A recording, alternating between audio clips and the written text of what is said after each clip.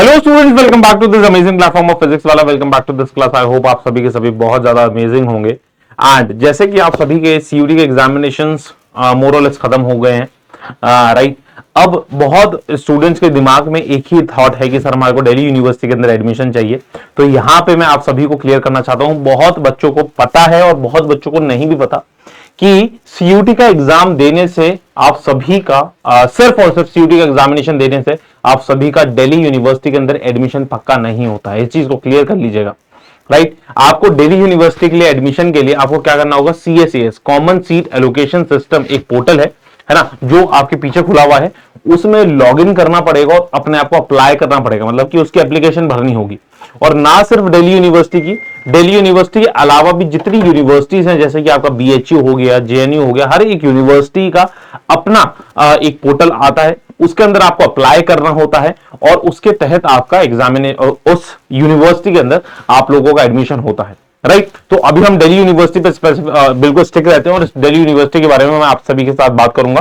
तो CSAS portal के बारे में क्या अपडेट आ रही है मैं बता देता हूं। सबसे पहले तो आप सभी को क्या करना है, ये आपको साइट याद रखनी है, admissions.uod.ac.in, यहीं पे आपका आएगा। और आप लोग यहाँ पे चलते हुए देख भी रहे होंगे कि पीजी का अभी चल रहा है आप सभी का common seat allocation system, right. अगर आप यहाँ पे जैसे ही नीचे जाएंगे ना, तो आप सभी को यहाँ पे यूजी का भी दिख जाएगा, भी बीटेक का भी चल रहा है। तो जैसे ही यूजी का एडमिशन यहाँ पे अभी देखेंगे, तो यूजी के एडमिशन के अंदर अभी तो इंफॉर्मेशन बुलेटिन आ रखी है और क्या है, सारी की सारी चीजें यहाँ पे ही शुरू हो गई है। और अभी रजिस्टर फॉर सीयूटी यूजी दे रखा है, कुछ और नहीं रखा है। सीयूटी यूजी का जो आपके पास अपडेट आएगी वो यहीं पे आएगी इसके अंदर, राइट। अब मैं यहां पे आपको बताना चाहूंगा कि पूरा का पूरा प्रोसेस जो मैंने आपको ओरली समझा दिया वो मैं समझाऊंगा कि अगर आप देखेंगे तो जो दिल्ली यूनिवर्सिटी का एडमिशन प्रोसेस है वो डिफरेंट पार्ट्स में होता है, डिफरेंट फेजेस के अंदर होता है। सबसे पहले पार्ट के अंदर आप लोग क्या करते हैं, सीयूटी का फॉर्म फिल करते हैं, सीयूटी का पेपर देने जाते हैं, आप सभी का स्कोर कार्ड आ जाएगा, एक रिजल्ट आ जाएगा, राइट।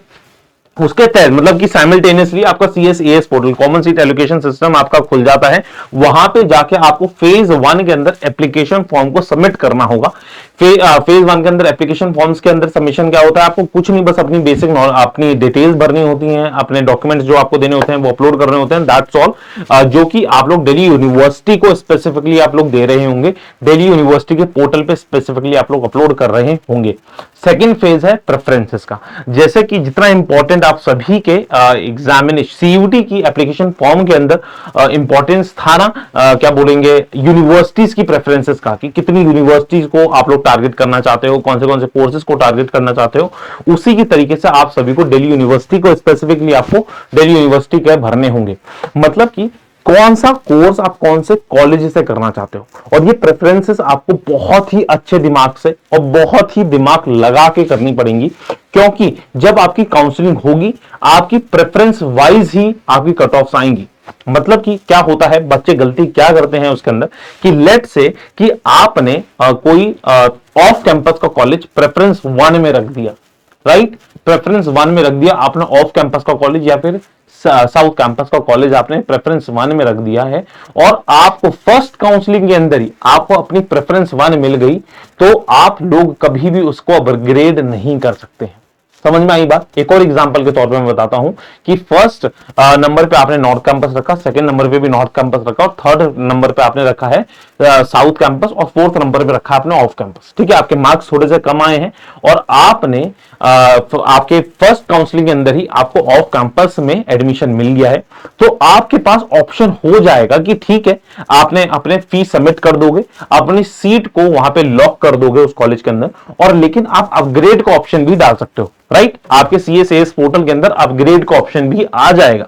मतलब क्या है कि आप अब फोर्थ प्रेफरेंस जो थी वो तो मिल चुका है आपको, अब उससे अपग्रेड करके आप प्रेफरेंस 3, प्रेफरेंस 2, प्रेफरेंस 1 के लिए आप लोग अप्लाई कर सकते हो। लेकिन अगर आपको फर्स्ट काउंसलिंग के अंदर, सेकंड काउंसलिंग के अंदर अगर आपको जो प्रेफरेंस मिल गई, लेट्स से कि आपको सेकंड प्रेफरेंस मिल गई आपकी सेकंड काउंसलिंग के अंदर, तो आप लोग फर्स्ट पे तो जा सकते हो लेकिन थर्ड और फोर्थ पे नहीं जा सकते। समझ में आ गई आपको बात। मतलब कि अपवर्ड मूवमेंट तो है आपकी प्रेफरेंसेस के अंदर, लेकिन डाउनवर्ड मूवमेंट नहीं होगा।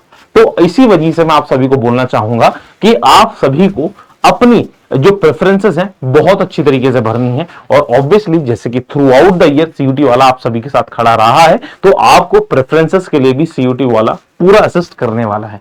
ठीक है बच्चों, तो आपका सेकंड फेज सबसे इंपॉर्टेंट होता है, आपका क्या बोलते हैं, प्रेफरेंसेस बहुत अच्छी तरीके से भरनी है। और फेज 3 के अंदर आपका आता है सीट एलोकेशन। जैसे कि मैंने आपको बता दिया है कि सीट एलोकेशन काउंसलिंग होगी, आपको सीट एलोकेट हो जाएगी, वहां पे अपनी फीस देनी पड़ेगी और अपग्रेड डाउनग्रेड होता, मतलब डाउनग्रेड तो नहीं होगा, अपग्रेड प्रेफरेंसेस के अंदर आप लोग कर सकते हैं।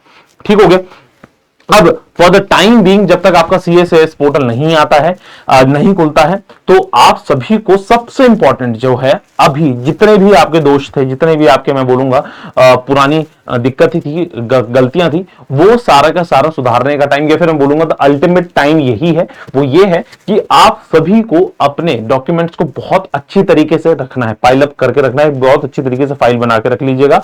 अगर आप किसी कोटा से बिलोंग करते हैं तो आप सभी बहुत अच्छी तरीके से अपने क्या नाम है, डॉक्यूमेंट्स को बना के रख लीजिएगा। जैसे कि अगर मैं बातचीत करूंगा तो यहां पे अगर आप देखेंगे तो आप सभी को OBC NCL के लिए सर्टिफिकेट है, जो SC ST वाले सर्टिफिकेट्स हैं, ये सारे के सारे मैं फिर से बोलना चाहूंगा, ये सारे के सारे आपको सेंट्रल लेवल के सर्टिफिकेट्स होने चाहिए फर्स्ट ऑफ ऑल। ठीक है, क्योंकि बहुत सारे बच्चे ऐसे होते हैं जो OBC होते हैं, स्टेट लेवल का सर्टिफिकेट होता है, तो आपका स्टेट लेवल का सर्टिफिकेट मान्य नहीं रहेगा, आपके सेंट्रल लेवल के सर्टिफिकेट्स मान्य रहेंगे। ठीक है, और अब आता है आपको डाउट क्या चीज है कि सर कि कौन सी डेट के आपके वैलिड रहेंगे सर्टिफिकेट्स।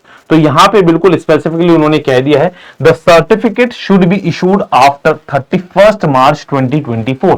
तो आप सभी के पास बहुत अच्छा समय है, आज हम लोग मई के महीने में खड़े हैं, तो 31 मार्च 2024 निकल चुका है बहुत टाइम पहले। अगर आप लोगों ने अप्लाई नहीं किया है तो अभी से कर दो, क्योंकि सर्टिफिकेट्स ऐसे नहीं है कि अगर आज तुमने अप्लाई किया है तो कल परसों में तुम्हें मिल जाएंगे, थोड़ा सा टाइम लेता है। तो लास्ट मोमेंट में पैनिक ना हो, इसी वजह से आप लोग अभी से ही अपने सर्टिफिकेट्स को बिल्कुल अप्लाई कर दीजिएगा, है ना। एंड 31 मार्च के बाद का अगर आपके पास सर्टिफिकेट है तो उसको ही डालिएगा, वो ही वैलिड माना जाएगा।